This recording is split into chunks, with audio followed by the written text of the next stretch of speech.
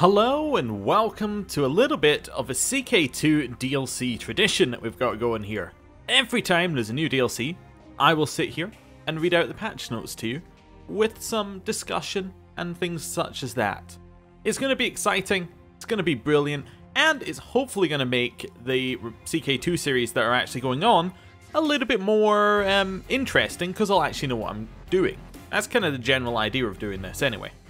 I usually do it when the patch notes come out, like the first moment. However, at that moment this time, I actually had access to the game, so I felt that that was a little bit better. Anyway, let's go through everything, because there are a whole bunch of things which, well, basically, we need to go over. So, I believe expansion features in this one is things that you actually have to pay for, and then there's usually a free features bit later. So I'm assuming everything in here you have to pay for. Right. Added Shattered World system, where the world is initially populated by small realms with a large variety of configuration options including randomized cultures, religions, and de jure kingdoms and empires. Added Random World system, where the world is initially populated by various randomly generated realms with randomly generated cultures, religions, and de jure structures. Sounds interesting. I'm not too into doing all the randomized stuff. Like, I quite like having a history to work off of and things, but what is quite interesting is I imagine you could use this potentially for mods, because I did see some people got it working with the CK2 random world thing, as in the one where the world map is randomized. So I think that could be quite interesting. If you can get those two things working together, you can get yourself some very, very random stuff. So that's all cool. Added Warrior Lodge societies. Join rowdy pagan societies such as the Wolf Warriors, the followers of Otso, and others. I'm assuming that you also, this is like you getting access to societies if you don't have monks and mystics as well. I'm assuming anyway. Members of a warrior lodge may enjoy the benefits of increased martial, personal combat skill, and more. Yes. Quests include the following: raid and loot barony, lose weak focus, duel someone for honor, duel someone to the death, wage war against someone, recruit your child into the lodge. Powers include the ability to duel, appoint shield maidens, become more resilient in battle, summon a great commander, call special soldiers to join your war, and more. Added a tiered scar system with randomized portrait visuals. Added temporary war paint and permanent tattoo visuals for warrior lodge members. I haven't actually seen any of those yet, but I'm assuming that's because our lodge doesn't have them. Either that or I haven't noticed. Anyway. Added a strong claim duel decision, which allows tribal characters to duel for titles they have a strong claim to. Huh. I haven't seen that, but that is very interesting. I'll need to keep an eye on that. Added kill list for characters, tracking who they are known to have killed. Like it. Have seen that one. Very good. Basically, it's just a list on your character. You click a button, shows you a list of people you've killed. Easy as that. Expanded the Pagan Reformation system, letting the Reformer choose from a variety of different features in order to create a religion more reflective of their playstyle or role-playing. Yep, seems to work. Pagans are playable even without the old gods. Very interesting, actually.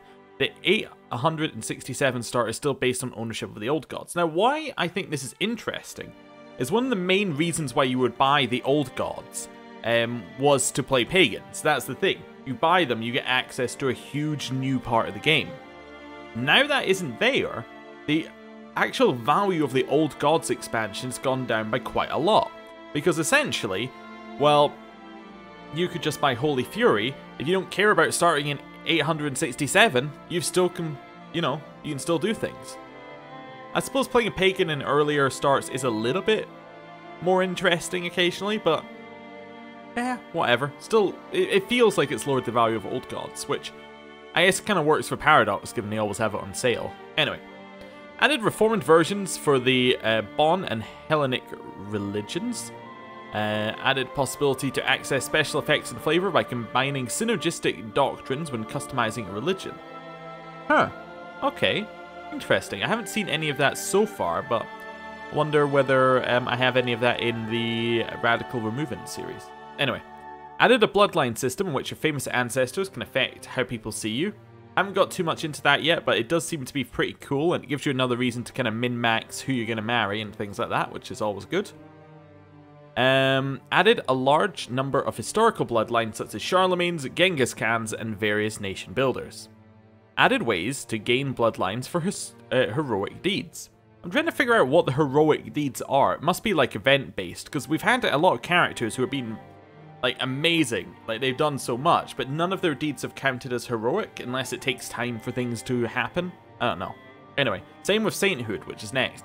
Added sainthood, which posthumously grants a character beloved by the Pope with a bloodline.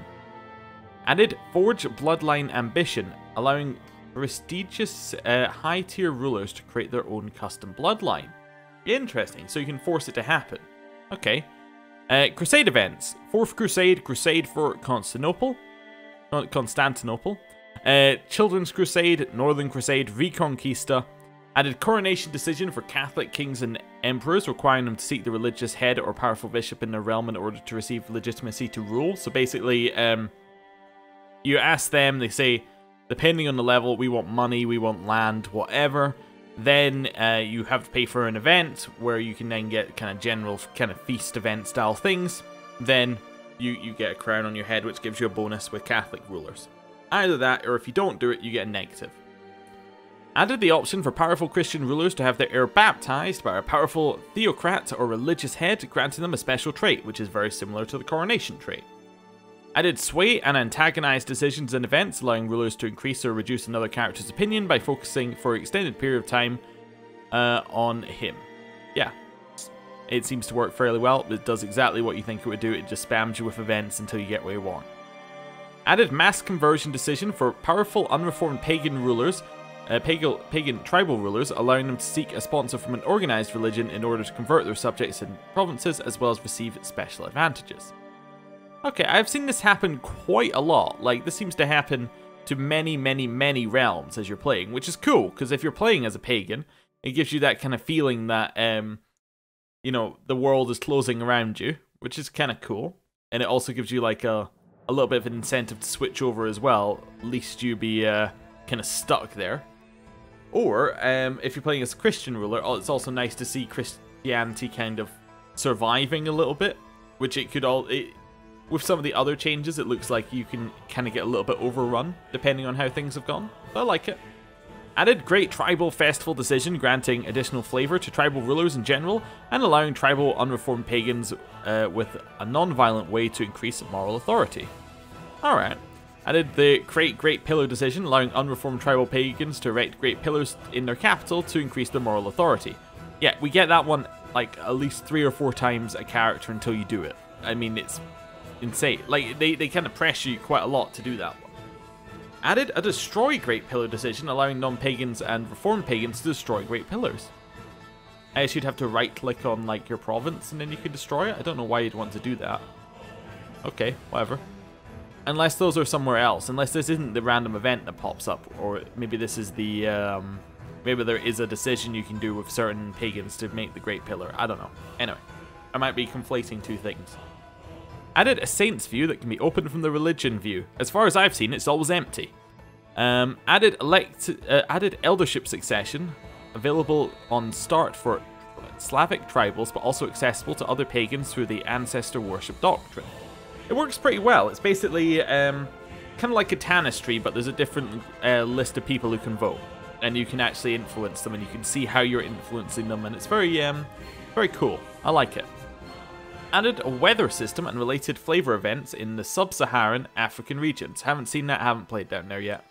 You can now rename your artifacts. I did not know that. That's really cool. I'll need to look into that one. You can now rename members of your dynasty in your realm that are under the age of 10. Also didn't know that. Also really useful. Added a Hellenic restoration mechanic. So that's restoring that religion that we heard about earlier. A Christian emperor of Greek, Italian, or Roman culture that restores the Roman Empire now has the chance to restore Hellenism. What's interesting about this is that you can do that without having Legacy of Rome. Maybe. Oh no, you have to have Legacy of Rome to restore the Roman Empire, so that's blocked off by another DLC.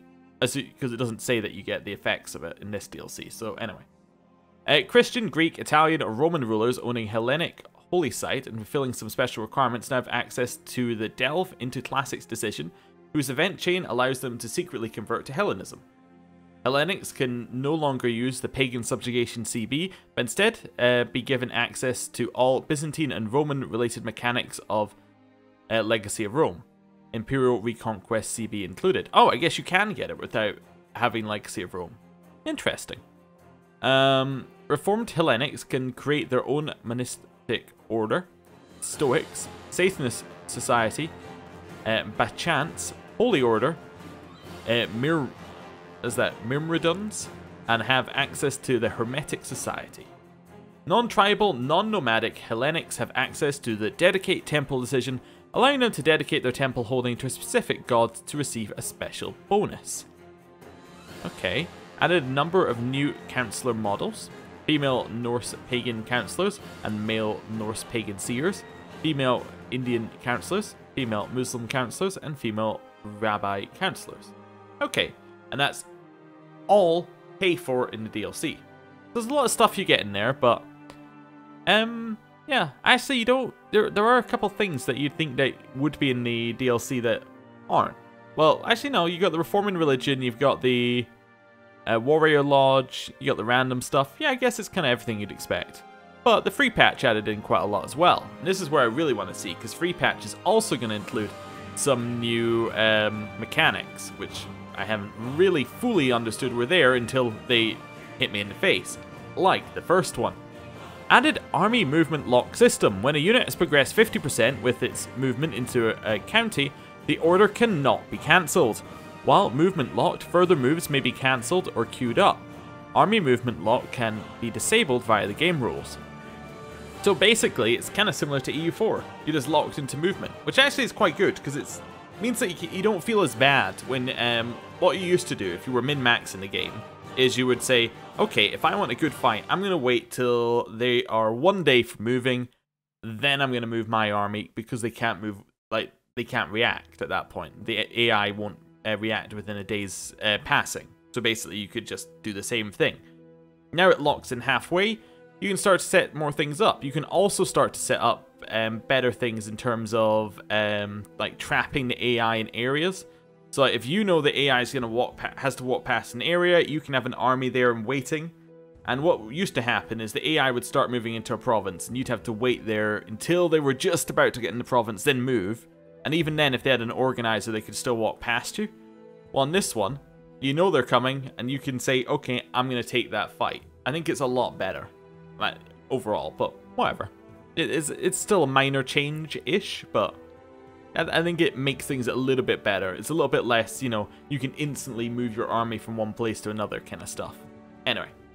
Redesigned the character screen to provide more space for traits and modifiers, as well as opening up space for a handful of new interface elements, including personal combat skill and a more distinct artifact modifier entry.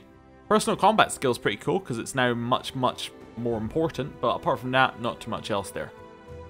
Elector window added to the law view for elective succession laws. Yeah, I was talking about that with the eldership thing. You can now see who's voting, why they're voting, and make effects based upon it.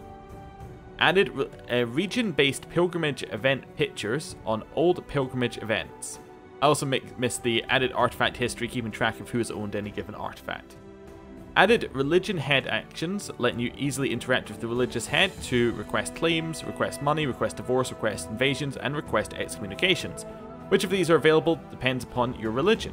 It's very good. It just basically means that you go to the religion tab and you can click on the buttons instead of having to right-click on the character and then all sorts of other bits and pieces you needed to do to get that to work before.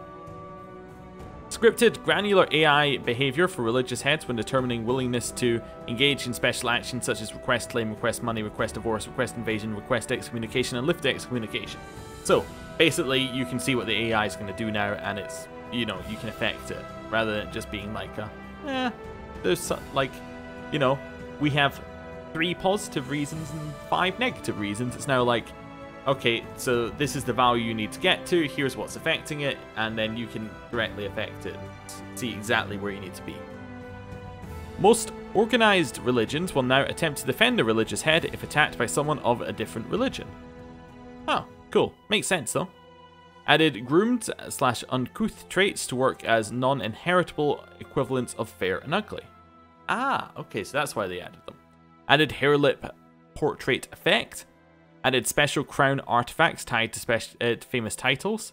Persia, Roman Empire, Holy Roman Empire that show on the portrait when worn. I wonder if you can steal those. Like, if you go and raid somewhere where you can steal the crown of a very famous place. That sounds like it could be interesting. Added genetic left-handed trait, increasing the character's combat rating. Huh. I didn't even notice this one because left-handed traits is in a bunch of other mods. Like, a lot of changes from this DLC are in a bunch of mods. But I think I was playing the Historic Immersion project, which I believe had left-handed in it, right before this came out, so I didn't even notice it. But that's kind of neat. Yeah, I like it. Added genetic freckles portrait effect with variations for graphical cultures, Norse, Celtic, Saxon, and Ugyr. Added non-genetic sturdy trait, opposite of robust and frail, giving special portrait view. Okay, cool. Added fat and malnourished traits with portrait graphics that can be gained or lost depending on the character's lifestyle. Those are actually very nice. I think I saw them mostly in the Warhammer mod, but I think they probably got it from somewhere else. I think it's probably like CK2 Plus or something like that. But yeah, they're cool. They add a little bit more to like being gluttonous. It's like if you keep being gluttonous, bad things will happen. That's kind of cool. I like it. Added extensive flavor events tied to pregnancy and pregnancy complications. Mothers no longer suddenly die of childbirth out of nowhere, as well as some post-birth flavor. This one, I like it, but it does kind of add into the event spam that the game can sometimes get into, where it's like, I'm going to get an event, I'm going to get an event, I'm going to get an event. Like, you can't progress the game because you're continually getting events. And I think if you were playing an Emperor, especially if you were playing an Emperor with concubines, that could cause you a lot of issues. But actually, yeah, do you even get them for concubines? I don't know if you get them for concubines now that I say it. I'm just trying to think whether I can remember any. Don't know. I don't think you get them for concubines. Somebody can correct me anyway. But yeah, I imagine that could get a little spammy. I think there's a game rule to turn it off though. Revamped issue declaration of repentance decision, resulting in the Pope asking one of several possible requests in exchange for lifting a ruler's excommunication. Now you can go on quests. Desert portrait background frame tied to location rather than region. Actually, that makes a lot of sense. Martial headgear visually tied to in-command status. Yeah, again, great. All just kind of nice little flavor things in this. All elective successions have been unhard-coded, and the AI behavior for them has been completely revamped, allowing electors to select their candidate in a clearer and more rational fashion. Good, means you can game the system more. I like it. Added imperial elective succession and government for Byzantines and Romans. The imperial court and commanders receive a variable voter strength, while the emperor's close relatives and commanders all being potential candidates. Again, it's kind of neat. It's a different succession type. Always good. Added more mercenary bands for Africa. Yeah, because there wasn't really a lot down in Africa, like in terms of what there was in terms of mechanics and features and things. You get like nothing. So that's good. Add updated game rules. Okay, split the supernatural game rule into two. Supernatural, which controls events such as Demon Child, and Absurd, which controls events such as Chancellor Glitterhoof. I don't know why you'd want to turn off Glitterhoof, but there you go. Added the Generate Families game rule with the purpose of filling in historical blanks when it comes to historical families. When set to on, most characters who start without any recorded historical family will have a spouse and a few kids generated. This prevents early game overs and kickstarts the marriage game to initiate earlier. Yeah, I do like that quite a lot. And that would actually be great for some mods where you get like, they just have to put in all of the standard characters, and then you just go, okay, fill it in with all of these other families. That's good. Added an extra setting to the Chinese interactions game rule. Restricted, which restricts the diplomatic range of China to the eastern portion of the map permanently. Okay, so you can limit China completely out of going anywhere far west. Okay, I haven't really noticed it being a big thing, but there you go. Remove the restricted setting from the dueling game rule, so it now only has two modes. Default, requiring your target to be a logical one. Penalties are applied for dueling unsuitable targets, such as priests or non-warrior women. Unrestricted, allowing you to duel almost anyone, with heavier penalties for unsuitable targets are removed.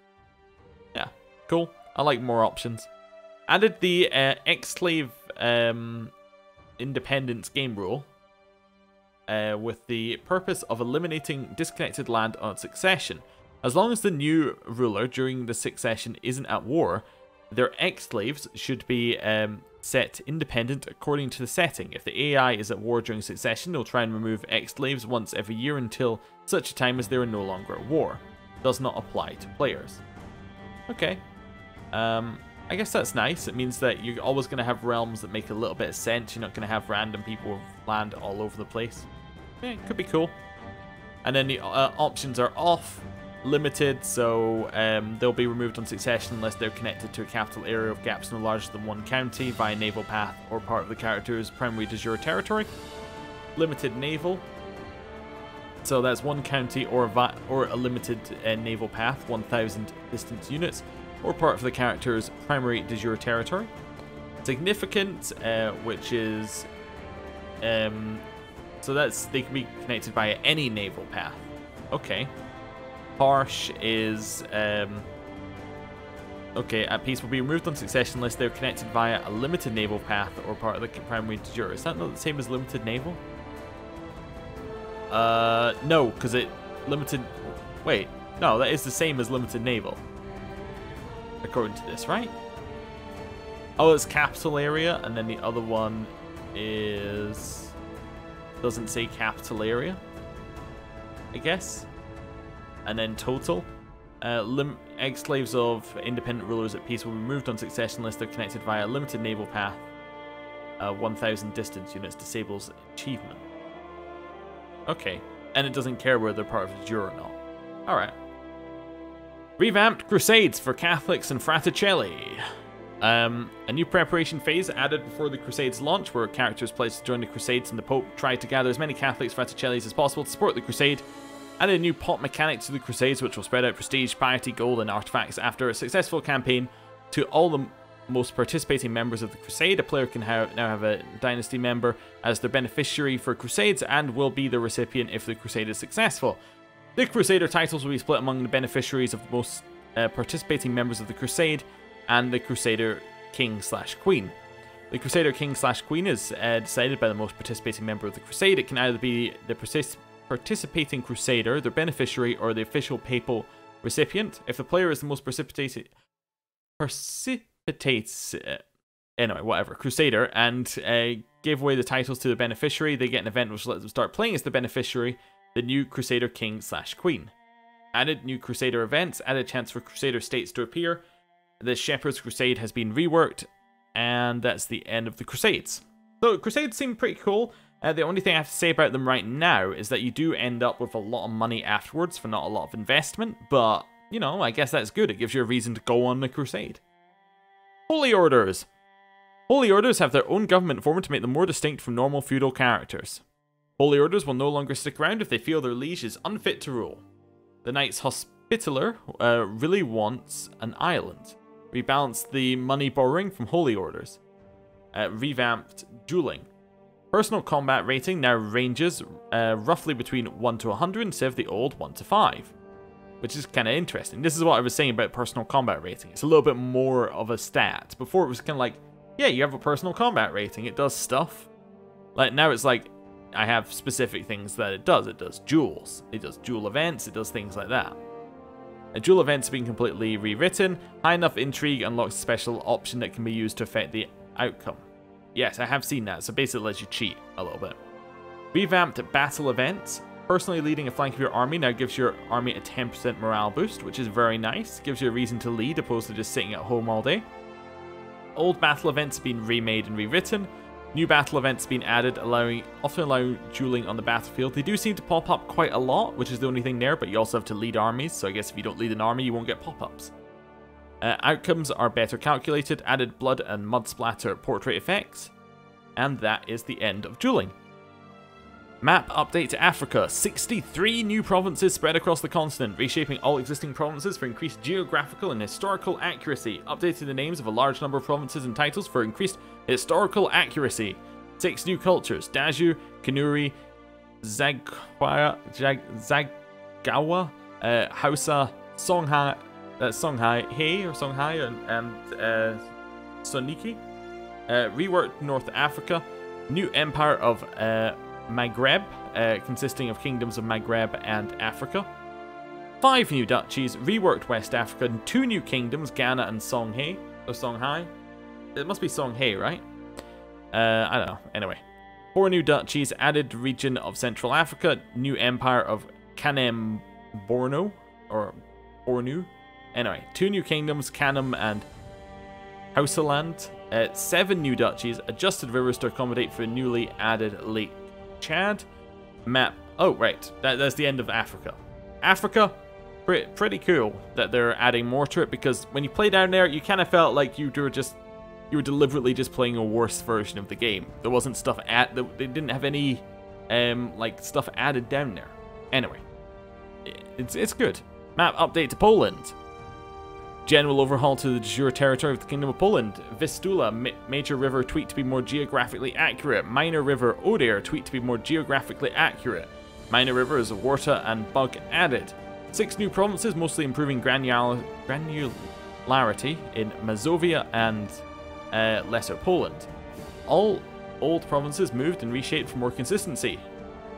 So basically, yeah, continuing to improve the map. I like it. Make the map better. And more provinces is generally better for the game in general, I find. Anyway, some updated provincial coats of arms. Map update to Pomerania and Eastern Germany. Again, major river Elbe tweaked to be more geographically accurate. Province of Bitau added to the Duchy of Pomerania, and province of Neumark added to the Duchy of Pomerania, both now at 3 provinces each. Bohemian/Czech provinces moved down south a bit to be more geographically accurate. New province of Lawitz in the Duchy of Meissen. Reshaping of provinces neighbouring reshaped Elbe, especially Brandenburg, which is a bit less blobby now. And then we get map update to the Baltics. Major overhaul to the Baltic region, mostly encompassing the Kingdom of Lithuania's de jure territory. Major river Daugava moved and reshaped for a bit more accuracy. Minor river crossings in Lithuania reshaped for more accuracy. 7 provinces added to enhance pre-Livonian order flavor. New Duchy of Latgale added. All old provinces in de jure Lithuanian kingdom's territory have been reshaped for more historical and cultural accuracy. New kingdoms of Estonia formable by holding the duchies of Estonia and a new Duchy of Kalava. Map update to Finland. 8 new provinces in Finland, improving mobility and spread noticeably in the area. Okay, interesting. So they're saying it's kind of a gameplay reason for some of that, which I guess, yeah, they did have huge provinces before, so it took you a long time to get between them, and you just took a lot of attrition. 1 new province in Lapland. Oh, I've missed Dutch. 2 new duchies in Finland, Ostrobothnia and Savonia. 1 new province in Lapland in the Duchy of Kola. Map update to Upper Burgundy and the Swiss area. 7 new provinces added. 2 new duchies added. County of Bourgogne split into 5 parts.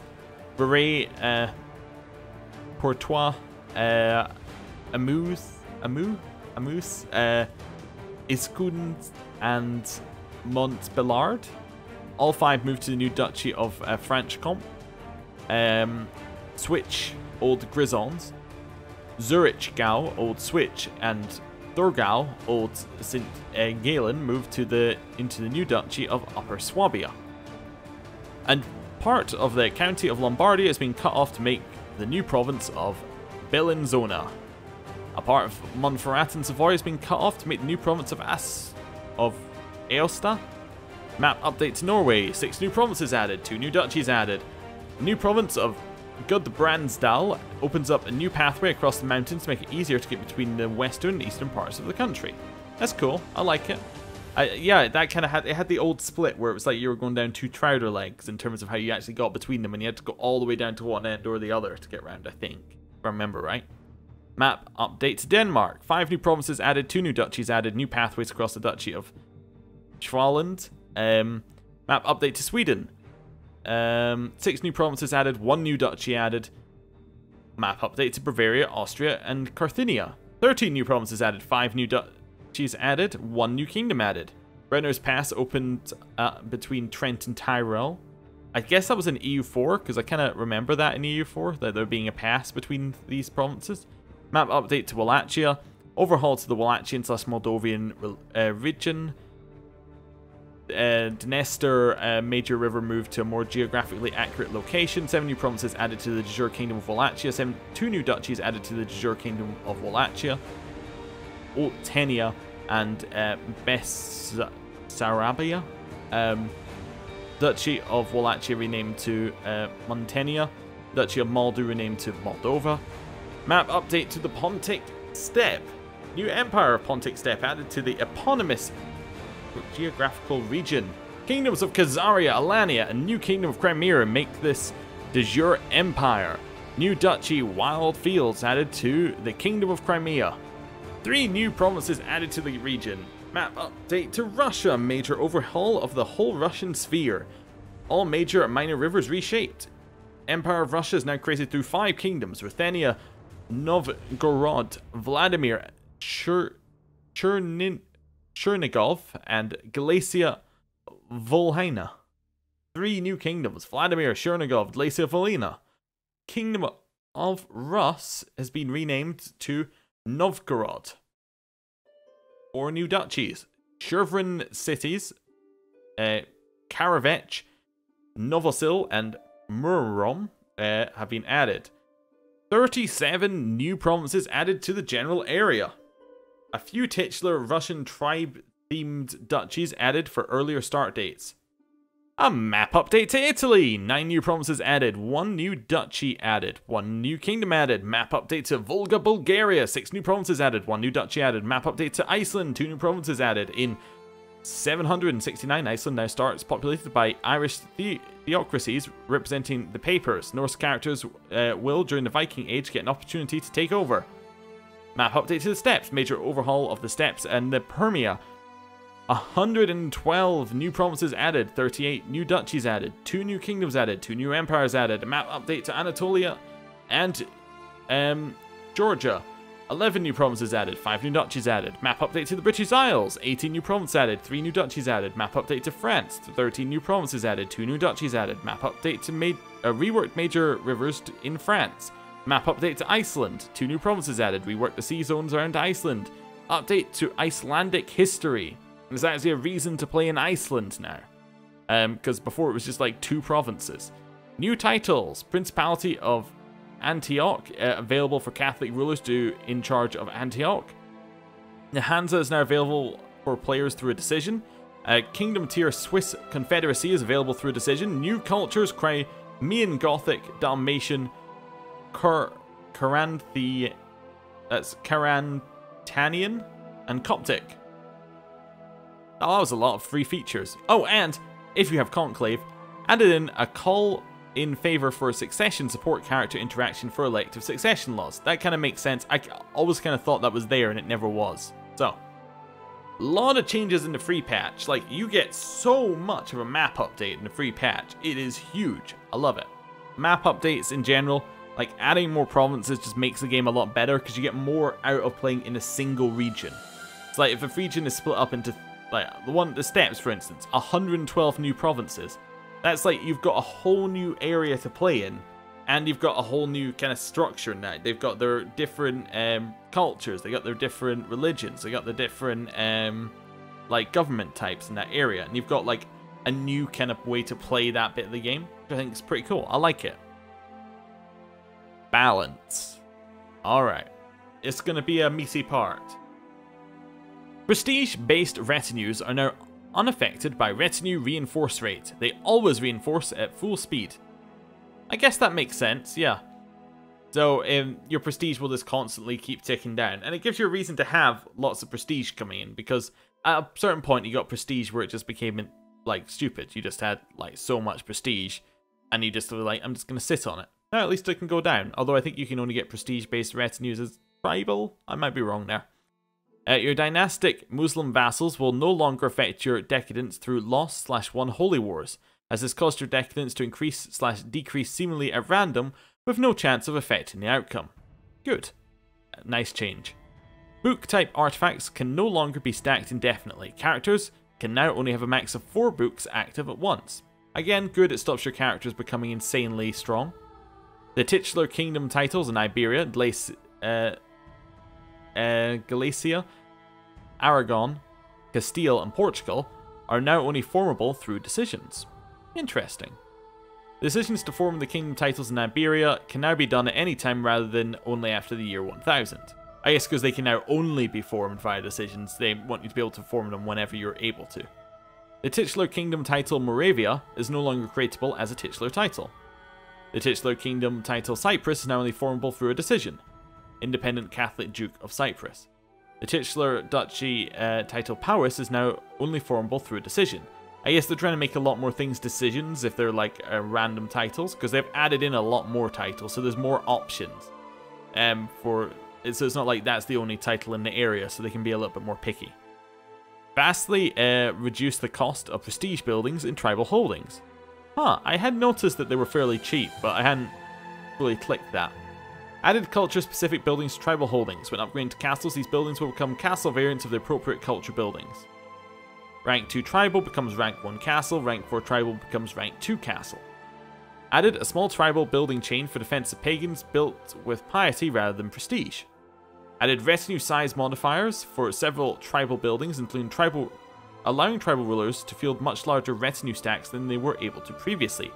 Also, importantly, much larger retinue stacks than you get when you switch to feudalism. Disabled the decision for tribal realms to hire temporary troops for prestige/piety. They caused too much confusion for players. Where do those 5,000 troops come from? And allowed for much too rapid conquest, allowing multiple wars to avoid having them despawn. This is only in effect if Legacy of Rome is active. Okay. So if you don't have retinues, they let you keep it. Got it. I would have thought they would have made retinues part of the main game at this point, but I guess if they did that, Legacy of Rome doesn't really give you an awful lot. Anyway. Added several tribal-only retinues that are only available to be recruited for prestige and piety for defense of pagans, intended to fill the niche decision spawn troops had before, prestige-based armies without causing confusion/uncertainty. Disabled all standard gold-costing retinues for tribals except for the cultural ones. The AI will no longer spawn random troops from Build Legend or Build Zeal as long as they're not at war. They often let the troops expire without using them, losing prestige/piety. Oh, okay, so they would just get them and the AI would just end up having no prestige or piety because they'd never use them. Got it. Jizya tax is now based on any liege or holding owner having the religion that uses jizya rather than just the holding owner. When a new merchant republic house is generated from thin air, the new patrician comes from a family, so they can't easily go extinct shortly after due to an unfortunate death. Yeah, you did kind of just get them dying over and over and over again. And it gives you a little bit more pleasure if you're just trying to wipe them out one by one, if there's a whole family to wipe out at once. That sounded awful when I replayed that in my head, but whatever. New patrician houses no longer love to name themselves after the ruler of the republic. Harbour and fishing village buildings and nomad holdings now provide a nominal amount of galleys. Rebalance sex appeal opinion for several illness traits. Unified all gender triggers for minor titles. They should now make more sense. Okay. Removed society influence. I guess that's society influence over opinion or something? I don't know. Anyway, or over like decisions, like if you were the society ruler, they would follow what you tell them to or something. Maybe that's what they're meaning? I don't know. Improved religion tooltips now also list the scripture, evil gods, high gods, and gods. I like it. That's a nice little flavor change. The religion and culture line on the character select screen now gives the normal religion/culture description and feature tooltips. Again, it's nice. Added the name and icon of a religion to the religion top bar screen, applied the normal religion tooltip to both. Again, fine. The Caspian Sea is now functionally like an ocean with boats and merchant republics and stuff. Yeah, stuff. The Nestorian patriarch has moved to Baghdad. He feels more at home there. Okay. The Miaphysites and Monophysites don't really care about the Pentarchy anymore. The tribal invasion and pagan subjugation CBs now require the actor to either have the tribal government form or elective Gavelkind succession form. Okay, so I guess before you could do pagan subjugations if you weren't tribal, if you were feudal. Oh, interesting. So that would explain a little bit of confusion I had. Upon looting a holding, the loot protected by fort level is now immediately updated rather than only on the next monthly tick. Only bishops of count level or above can be made into anti-popes. Most of the religious head activities now have a piety cost that scales with either your size or your tier or that of the target. Again, all that's making sense. The real pope can now grant claims and invasions on/within the realms of people who have an anti-pope. Need to keep an eye out for that one. Donating money to holy orders is no longer incredibly overpowered. It now only gives 100 piety and has a cooldown of a year between donations. Successful decadent invasions now destroy the primary titles of the one being invaded, which should help with Muslim blobs becoming stronger after suffering a decadence revolt, as the new dynasty has 0 decadence. Nomad troops have been rebalanced to promote buying something but the first tier horde. Also added piety-based auxiliary hordes. Slight cost/effect rebalance of the corrupt priest decision. Barons can no longer take ambitions such as become exalted and paragon of virtue. Okay, yeah, I guess that makes sense because they never actually get that much prestige or piety. And then you can never fulfill the ambition for them, and therefore you can never get the opinion boost from them. The ambitions, Paragon of Virtue, Exalted Amongst Men, and Paragon of Enlightenment have been rebalanced to reflect the higher values of piety and prestige present in the game. They finally realised that 1,000 prestige isn't really that much. Corrupting Magic for Satanists is now a stacking modifier. Instead of removing health, it actually provides a small health boost in the same way treatments do. It doesn't actually increase your health, it only offsets negative health. To compensate, it's been given a much heavier stat penalty. Major soul corruption effects will still add 2 stacks of the modifier rather than 1. Okay. So that's fine. So corrupting magic actually makes you healthier. Interesting. Anyway, controlled realm inheritance now affects your realm instead of the de jure region for the title. It is now in effect as long as any title above the title being inherited has set controlled realm inheritance to illegal. Oh, fantastic! That is actually great, because that used to be all sorts of problems. It's like, why did this bit of land leave my realm? It doesn't make any sense. Now it will, because you don't have that thing there. Anyway, AI improvements. Fixed an issue where AI rulers would not go raiding. Oh yeah, I've noticed. The AI rulers will go raiding at every opportunity now. We have informed the AI that prestige-based retinues do in fact not cost any money, so it shouldn't refrain them from buying them just because it is broke. That also explains why they have the people to go raiding. The Pope is no longer likely to personally excommunicate you just because he slightly dislikes the look of your face. Again, that happened quite a lot. Told the AI that when it is the primary participant in one war, they should actually ignore wars where they aren't the primary participant. Yeah, you can't really make the AI just ignore their war and do your war. Told the AI it might as well not bother to loot if it can't even muster 500 men. The AI now, having decided it should send its retinues home, won't simultaneously decide to leave them sitting in the county of some random dude in the same realm, leading to the AI keeping its military AI alive indefinitely. Okay. When the AI's council just absolutely refuses to let it grant a title to anyone, the AI now goes, well, if one of you bastards wants it, you can damn well have it in order to get rid of the title. So it basically just gives it to someone on the council.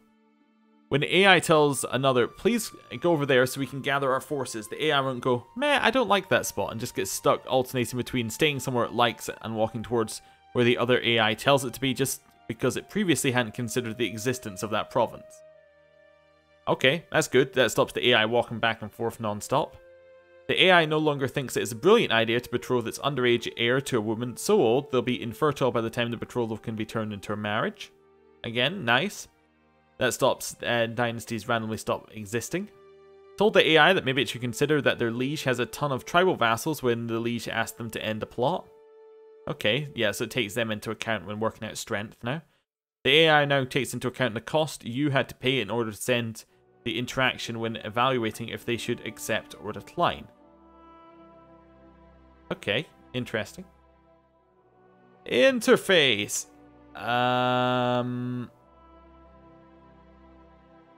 We don't need to read that. And user modding, we also don't need to read that. Is there anything, any other sections? Database? Nope. Bug fixes. I guess we should read bug fixes. Let me just take a small drink and we'll get right into it. Juko County Claim CB can no longer be used on your liege. Fix siege leaders and flanks other than the center not working after loading a save, but instead only for new battles or if reassigned. It's no longer possible to ready up in the multiplayer lobby when two players have selected the same character. This game has multiplayer? Aspara Gandharva now rarely visits Indian feasts. AI rulers should no longer switch their kids to faith/inheritance focused. Heritage focus just because their educator is another religion/culture from the kid. The educator now also needs to be of the ruler's religion/culture for the AI to consider the decision. Fix some issues with potential conditions for the elective faction. Fixed an issue where you can end up with a relative with temporary titles if you became unlanded. Fixed an issue where the game would, in some instances, reset your custom ruler's beard at the game start. Fixed imprisonment reasons in some cases persisting until unpausing. No longer possible for pagan religion to get reformed more than once. Imperial Reconquest now includes Sardinia. That's not really a bug fix unless it was always intended to have that. That seems more like a change, but whatever. Or a balance fix, I'd call it, but whatever. Fixed peasant and heretic revolt triggers, not taking into account one of the fail conditions that prevented national revolt from happening, thus resulting in no revolt starting at all in some instances. Okay. Interesting. So that probably means there's more revolts, right? Yeah, maybe. Fixed Ramadan event targeting your own decadent relatives and setting them free. Fixed mother/father-in-laws being called acquaintances on the notification events upon death. Prosperity event and settle tribe job and action now do not result in a successful cultural conversion when cultural conversion is set to restricted. The province they target is not a port, and has no neighbouring province of the owner's culture. Fixed raiding China modifier persisting after having successfully conquered China. Fixed slightly misleading tooltip on tributary breaking condition. Fixed gain land for landless son ambition being fulfilled by assembling a mercenary band. Fixed councillor outliner being referred to as court. Fixed translation event firing for rulers of the same culture as the ruling Chinese dynasty. Joan of Arc is now historical equals yes, so she doesn't get prudent. Yeah, so she doesn't just randomly die because she's not got land or something. Fixed old claim event for not having gendered location keys. Added death date description to death missing and death vanished. Okay, so it now tells you when they went missing or when they vanished. Improved secret religion scripted trigger to use religion scopes rather than random character scopes. Fix some old tooltips on event 61212. Oh yeah, I can remember that one entirely. It's very important. Fixed education event prompting to secretly convert ward to a religion that he's already openly a part of. Fixed database religion of Chinese Su dynasty. Fixed others _ claim not transferring a claimant's family to his new court after a victory. Fixed liege's court physician treating vassals within liege's court as if they were a personal physician. Oh, I thought that was deliberate, but okay, I guess that's not. Fixed death reason for a few old Chinese courtiers. Fixed janitor _ torture _ effect unscripted effect resulting in multiple no effect entries in the same instance. That said jailer, not janitor. That's why I was very confused. Fixes to a Tafkir modifier being given to the wrong person. Safety triggers on ZE.2020 to prevent it from firing when a ruler has no chancellor. Fixed scoping issue with the ask for pardon decision. Religion view title now properly gets updated description from the religion for its tooltip. Fixed alignment issue with nose beard _ behind layers. No longer double the when you win an invasion against China. Fixed scoping issues in the Satanist recruitment event. Made the demon child from the demonic impregnation use the Sons of Abraham flags and effects rather than the old god ones as they are not compatible with the child not having a father. Fixed an issue where the pregnancy conceived before marriage didn't always adhere to the marriage rules when the child was born. Fixed a Linux crash in the lost screen if opened before patrician families were created. If the one who invites you carousing dies before the party starts, the Do Not Disturb flag will now be cleared from all their potential guests. Removed an old invalidation of delayed events if from scope was a character that had been dead for a year. Fixed the prepared invasion troop spawning being improperly randomized, making it ridiculously lucky or unlucky, far more likely than intended. Fixed saving and reloading within a month of an AI launching a prepared invasion, sometimes leading them to not launch it at all, instead letting the CB expire. Fixed nomad provinces with a lot of holdings not being considered part of their realm for some reason, leading to a variety of issues. Fixed the councillor being becoming independent, leading them to consider himself having been fired from the council. Odd. Ensured that if in multiplayer, I keep saying that, only one player gets to name a newborn. Precedent goes to the actual parent if one of them is parent. If both are parents, then it goes to the person with the child's dynasty. If both are of the child's dynasty, it goes to the mother. Fixed crusades, in rare cases switching defender or invalidating when the defender loses an unrelated war despite them still being completely valid target. Previous owner's levies should no longer block the current owner from raising levies from a holding. The Pope will no longer be incredibly rude when granting you claims. Made Smith stop trying to make bodybuilders out of babies or toddlers. One odd bug fix. Fixed rare case of RIP events causing mourning characters to become friends with himself after the death of his father. Fixed help liege manage title decision being available only once per character. Fixed truncated text in monastic letter event. Fixed broken Seversky dynasty. Fixed issue of legitimate children gaining the bastard trait when their father died before they were born. Fixed embargo and seized trade post CBs not using proper icons. I actually think I saw this event above, actually this one. I think I saw it on the current patch, so they haven't fixed it, obviously. Added specific decision for the Kalapuja Feast. Added option on event ZE12082 Childhood Rivalry event. Fixed confusing portraits in tooltips of ZE12110. Tweaked and expanded nickname assignment for RIP 12053 Tunnel Sneaker. That's probably the one where someone sneaks into the tunnels when you have the gates shut. Fixed independent Aztec rulers being appalled when one of their courtiers is sacrificed to the gods by another Aztec ruler. Fixed Smith feasts accidentally giving artifact to your rival heir or easily imprisoned courtier, effectively fulfilling their task. Fixed Pecheng still owning some titles in Central Asia by 1066. Estonian dynasty prefix changed to of. Fixed MNM 10045 friendship event, firing for characters who are lovers already or in prison. Imprisoning a Satanist recruiter will now result in the event chain properly stopping.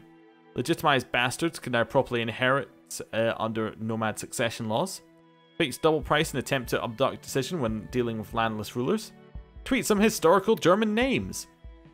A pilgrimage will now stop if the character is imprisoned for whatever reason. Several childhood events stopped from firing for the educator if he was traveling somewhere. Pilgrimage, kowtow, etc. The conduct secret ceremony mission will no longer fire for characters who have no one else in their society to actually conduct said ceremony with. Fixed it so that players without the Reaper's due DLC can get rid of vomiting symptoms acquired from drinking poison while trying to write a book. CBs with on-demand _reverse _title now actually removes claims from the losing attacker. No longer kills off partition families after the 5th family on daily update and rather checks for the defines max limit of partition families before going on a killing spree. No longer, oh, that was the same one. If a prepared invasion target becomes invalidated, the character now gets another try at launching a prepared invasion instead of being blocked by the once per lifetime rule. Fixed instances of being able to shut the gates to your capital when your character is in fact out traveling. Made the childhood event where your ward becomes fussy actually inform you of that happening. Fixed multiple issues with the assassin mission to train a protege. Fixed an issue with historical province renaming. Fixed an issue with event HL5005, which would provide no grace reward. Fixed how moving your chancellor to a different county while they're presenting your fabricated claim would swap the target claim. Interesting. Wish I'd known that one. Fixed the issue of the Hessian's Holy Order not spawning correctly and start dates before 1090. Clarified outcome of yet another childhood event. Fixed it so you get a message alert when an artifact is removed / destroyed via scripted events. That's good. The effects from following console commands are now reset when re-signing. No AI. Show all societies, real fathers, and discover plots. Ruler designer will no longer crash when being opened if a character for some reason has no hair or no eye colors to choose from. Okay, I guess that would probably fix the Warhammer mods, because it always had to crash when you use ruler designer. Maybe that's the same fix. A non-player dying, giving their artifacts to a player through inheritance, will no longer unequip some or all of the player's equipped artifacts. Marriages will now break consort a relation between two characters marrying instead of clearing out all consorts from one of the marrying characters.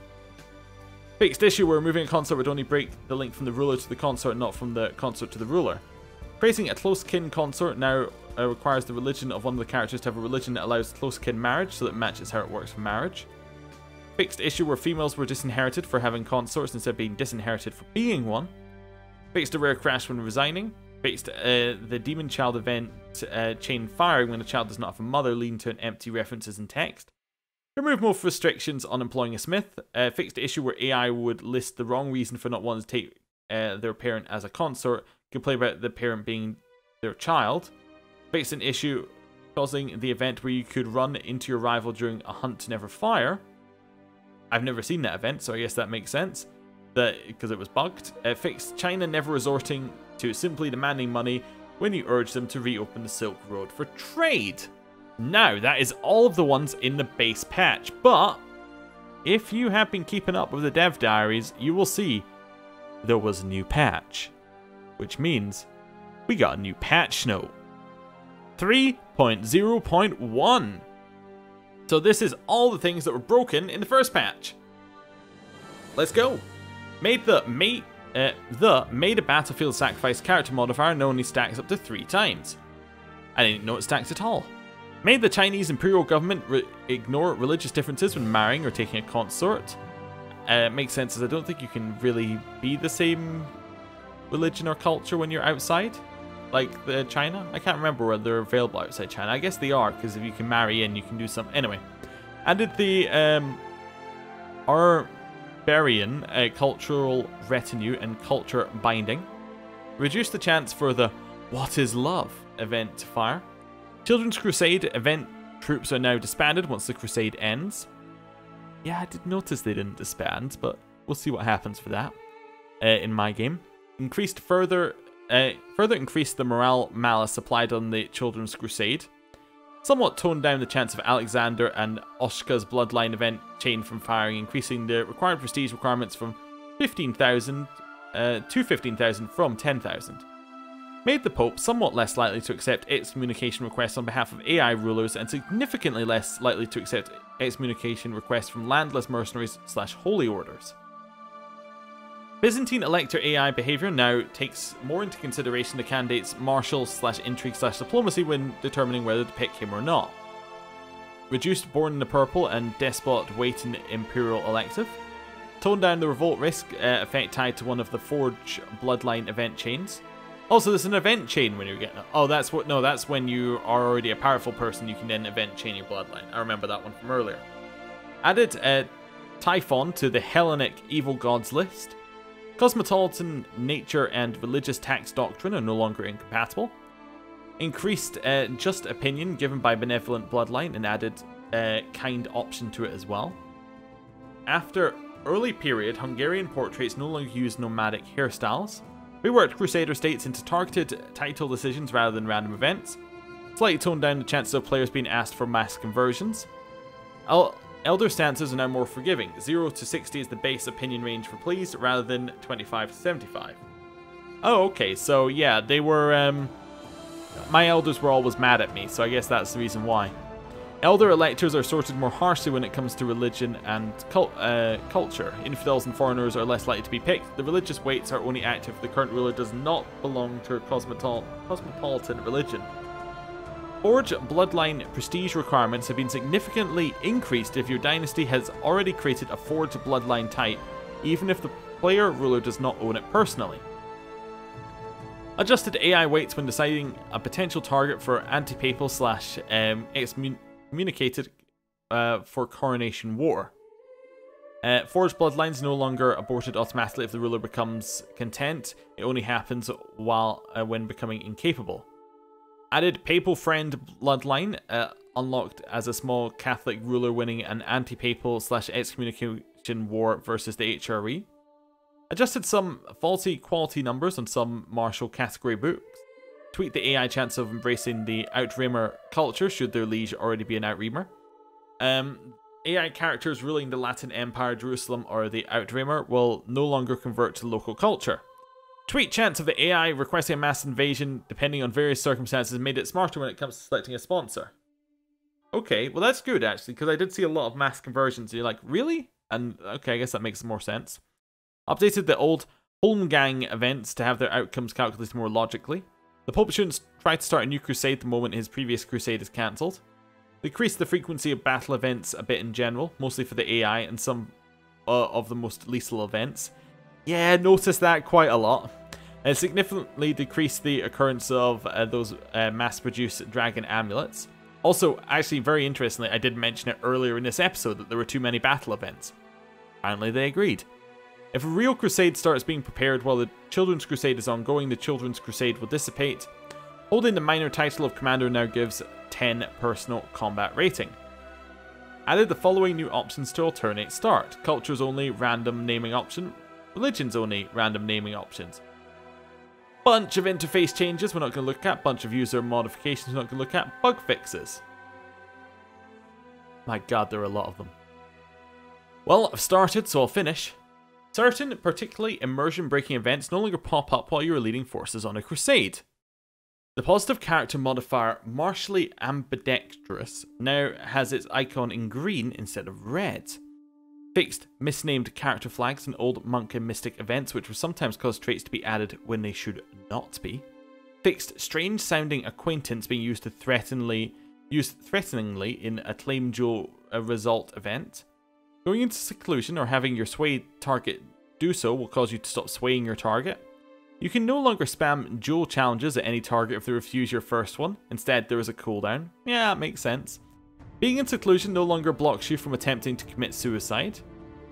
The destruction of Great Pillar event can no longer fire when it's your own Great Pillar and you're retaking an occupied province. Fixed an issue with Northern Crusades always being available by right-clicking at Pagan Target even though Northern Crusades hasn't started yet. If you're imprisoned during the Eternal Life event chain, most events will now be queued waiting for your release instead of continuing or simply stopping. The terrific artifact, the Axe of Perkunas, is no longer described as not terribly useful. The Dedicate Temple decision now allows you to cycle back through the various options you have. Fix some misnamed flags in old wolf events which were causing opinion modifiers to not be added properly. Fix the misnamed flags in the old shield maiden events which causing wrong text to be displayed for shield maidens in the follow-up event about a cat. Eldership electors will no longer make outrageous demands from their prison cell. Clarified traits removal / adding in Warrior Lodge decision / power go berserk. Fixed rare edge cases where the subunit commander you killed would miraculously return to take your eye out in your next battle event. Made sure that characters with Enatic clans get female commanders from the martial event get Great Commander found. Added some checks for romantic preferences to Warrior Lodge teaching events. Made sure spy masters do not consider vassals who have been discouraged from factionalization as appropriate candidates for the Liege's faction. Fix the convert counties to your religion faster modifier not working for certain bloodlines. Fix bloodline events sometimes persisting through unmet requirements. Fix bloodlines needlessly updating their active requirements as long after it had been founded, causing for instance the seeking bloodline to demand that you are Catholic. The HRE can now be formed in the Charlemagne start once more. Fix the crass where the recipient of a crusade was a nomad. Fix compatibility issues with Andalusian portraits when ordering Holy Fury but not the Iberian portraits pack. Fixed unit position in France. Tweaked several coastlines and rivers to make the terrain match province borders. Fix the position of the councillor of a councillor in York. Fix an old blot event trying to set up gay relationships wrong. Fix spelling of Brauveller. The Pope will no longer demand that people being the target of Great Holy War go crusade somewhere else. Stay at home and protect your lands instead. Fixed an issue with Serbian Kingdom and the 1081 bookmark. Fixed female characters never being able to join the Varangian Guard. Fixed the crash that could occur when calling in succession voter flavors. Fixed special elector edge case for secondary elective Galtine titles. Fixed an event where the Berserker is killed in battle and accidentally sends a strange follow-up to themselves saying that they had dropped their weapon. Fixed value for tribal festival MA modifier. Fixed grammar error in old immortal rival event. Fixed missing Outremmer culture retinue. The Bond are now properly assigned to their Crusader trait. Outremmer culture now uses Frankish / retinue tactic. The current holder of a title with elective succession should now be the deciding tiebreaker. The Enatic clans doctrine now properly sets female temple holders. Fixed an issue where declining a jewel during the legendary journey warrior lodges would sometimes cause the chain to get stuck. Fixed an issue where the legend progress bar could get stuck, disallowing players to use the legendary gathering decision ever again. Fixed a rare multiplayer, again using that word, issue in the legendary journey event chain, which would occur if your target died before the jewel calculations run, which would in turn cause you to be stuck in your journey. HRA succession now shows elector titles in its description. Elector titles are now dynamically applied when HRA is formed by Charlemagne decision rather than depending on the capital of the ruler forming the empire is German, Francian, Britannian, Hispanian, or Italia. Oh wait, no, that's the name of the empire. Okay, whatever. Fixed an issue with the Byzantine government / succession not always applying correctly on random world, disappearing when the empire is conquered by foreigners, or when the empire converts / reforms to a patriarchal / matriarchal religion. Fixed an issue with full council power faction demand / war causing the Byzantine empire to switch to elective feudal succession. Hopefully fix the Children's Crusade getting stuck at Genoa, stacking ludicrous amounts of event troops and then obliterating Islam. Oh, that explains a lot. Roman culture has now access to the crucifixion execution method, born in the purple and despot voter acceptance stacking in Imperial elective. Fixed Charlemagne event chains crowned by trait not using a proper event target. Fixed God King name transfer being triggered by any title transfer rather than just when the current God King gives his religious head title to someone else. Fixed Roman Emperor losing voting power for discharging a commander when he appoints said commander to a council position. Fixed Volkir title not properly passing to the Reformer when Holy Fury is not active. Fixed an issue with occasional lingering Great Pillar appearing in the buildings list. Great Pillars now switch from active to inactive rather than switching to a prepared building when they are not held by an unreformed pagan tribal. Fixed Patriarchal / matriarchal disposition war CB being available against theocracies. Roman castle baronies are now called fortresses rather than outposts. Fixed wrong scope on the lock key in HF.25295. Fixed king tier Catholic viceroys from gaining the uncrowned modifier malice despite not needing coronations. Fixed the ruthless bloodline effect not working correctly, causing the revocation plot to fail unless fulfilling one of the regular requirements. Exclude the elders from the list of potential blood festival contenders. Fixed faulty lock trigger on homage of vassalage event. Fixed mismatched event text which could occur in the chain if you turn down a legendary jewel. Fixed your children giving away their secret society membership status by listing them as already in a society when you try to recruit them to your warrior lodge. Fixed scepter artifact sometimes appearing wrongly on the portrait when the holder is in command. Fixed Hellenic religions lacking crusader weights. Fixed Stoic society giving impossible to complete charity mission. The Pope should no longer join the defender in a papal war. Instead, if anything, he should be the attacker's ally. Byzantine Empire should no longer incur in discharged hero modifiers when their commanders get sick or in seclusion. The Teutons are more concerned about what duchies they want as compensation for attacking someone. Made sure it's not anyone that writes a romantic tale of their mother and their inappropriate sparring matches. If either Converter or Converted King of Mass Conversion becomes landless, the events related to the post-baptism activities will now stop firing. Fixed. Child baptized by Satanists being inducted a little too early into the society itself. UI scale is now correctly applied to the right-click interactions menu. Various memory optimizations to decrease memory use. Game rules window is now closed when you click outside of it in order to prevent issues where the game would start in a buggy state. Fixed issue when resetting your message settings to default would make message titles not show up properly. Turned in legendary journey chain will no longer allow you to remain the leader of your warrior lodge. If you're multiplayer, again, with 3 other people, excuse me, you can people know 3 other people to be in multiplayer games with? It doesn't make any sense. Who also happen to be rank 4 members of the same warrior lodge as you, and you all turn down the legendary journey chain, it will no longer break the legend progress bar.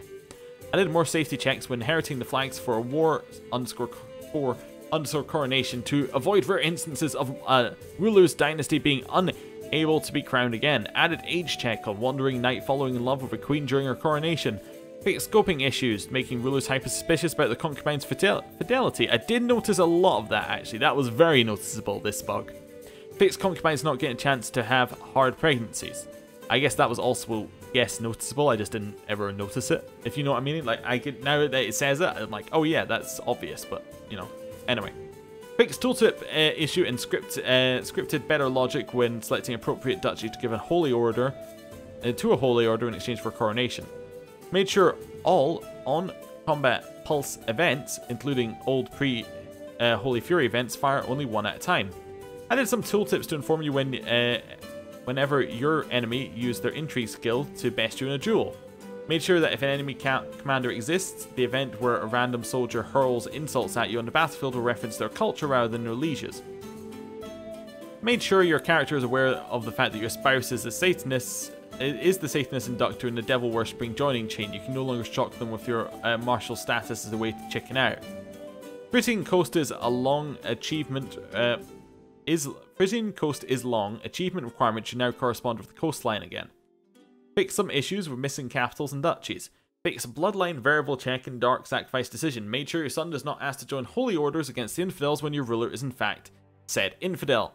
Lesbian rulers will no longer believe that the lover has become pregnant with their child.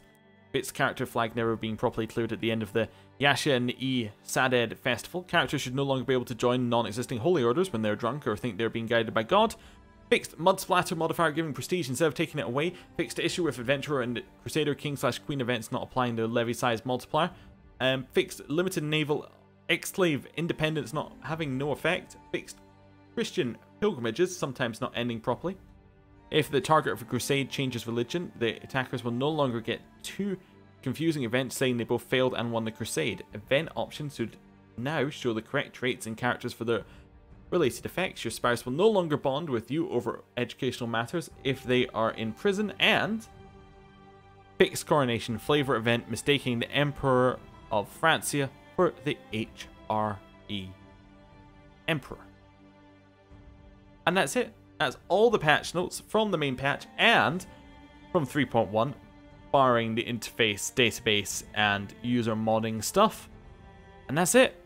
So, yeah, you can go now. But also, thank you for watching, and yeah, I'm really enjoying Holy Fury. I do think it is probably the best Crusader Kings DLC to get. If you don't have it yet, here's my little pitch for it. Basically, you get a whole bunch of mechanics from a whole bunch of DLCs.